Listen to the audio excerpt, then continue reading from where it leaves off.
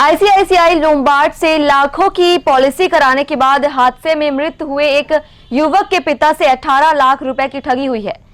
बीमा राशि का क्लेम दिलाने के नाम पर अलग अलग नाम से इतनी राशि झटक ली गई।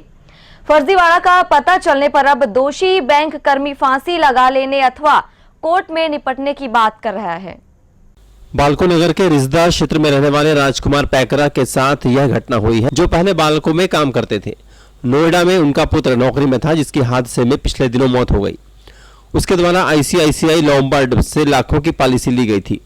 बीमा राशि के क्लेम की बारी आने पर दिलीप तिवारी नामक व्यक्ति ने बीमा होल्डर के पिता को झांसे में लिया और अलग अलग कारण बताकर 18 लाख रुपए झटक लिए। उसका जो क्लेम करने के लिए ना, मैं आईसीआई लोम्बार्ड दिलीप तिवारी जी के पास जो ऑफिस है टोटा के किनारे में, वहाँ गया हूँ।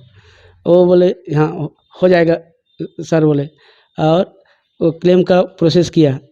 उसमें बोला कि इसका हेल्थ इंश्योरेंस का इसमें 18% टैक्स लगेगा आपको। ठीक है, आगे पीछे करके पहले इतना जमा कर दीजिए, ऐसे कर करके 4.5 लाख का चेक ऐसे करके मतलब 18% 9 लाख उसमें जमा करा लिया वो।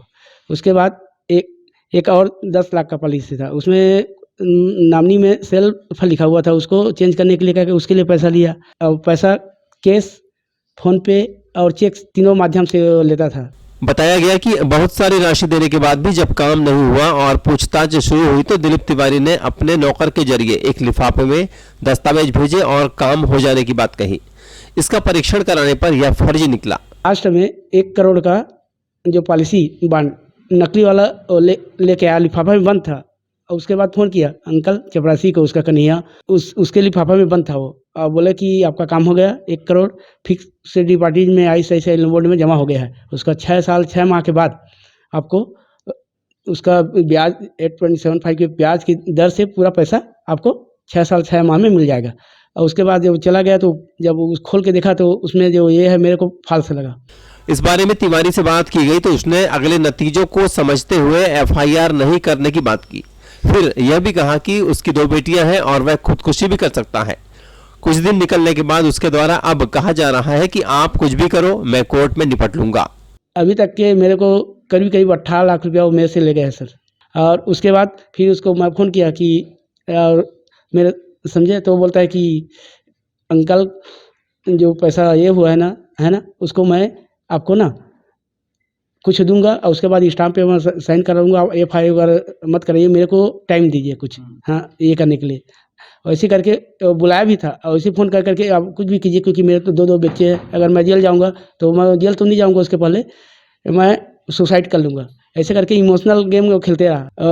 उसके बाद वो ऐसे करके मतलब लेते गया टाइम। उसके बाद ना फ़ोन किए थे, बोलते हैं बाद में कि वो अब कोर्ट से निपटो, वहीं से मैं निपट लूँगा। पुत्र की मौत से दुखी और 18 लाख रुपए की चपत लगने के बाद हताश राजकुमार पैकरा चाहते हैं कि दोषी व्यक्ति के विरुद्ध कड़ी कार्रवाई हो। अब मैं तो यही चाहता हूँ कि उसको ना कड़ी से कड़ी सजा मिले, न्याय मिले, समझे, क्योंकि वो मेरे साथ जो किया है वैसे यार दूसरे लोगों से न कर पाए, क्योंकि समाज में ये लोग बहुत बड़ा ये है, समाज की कलंक है ऐसे आदमी। छत्तीसगढ़ सरकार ने पिछले वर्षों में लाखों लोगों के रुपये डकारने वाली चिटफंड कंपनियों की संपत्ति नीलाम करने के साथ अगली व्यवस्था करना तय किया है। देखना होगा कि अनुसूचित जनजाति वर्ग के राजकुमार पैकरा के साथ आईसीआईसीआई लोम्बार्ड के प्रतिनिधि के द्वारा किए गए कारनामे को लेकर सरकार क्या कुछ कदम उठाती है। Bureau report, Gandesiya news, Korba.